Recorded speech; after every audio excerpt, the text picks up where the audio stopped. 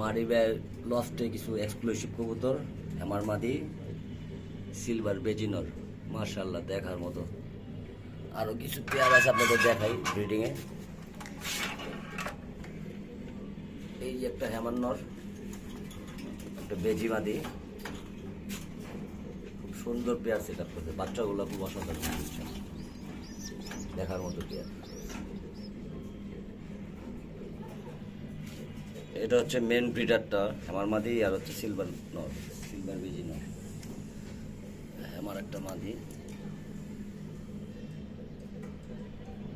Master পেয়ারটা। এদেরই বাচ্চা কাচ্চা যা দেখাইলাম একটু আগে আপনাদের।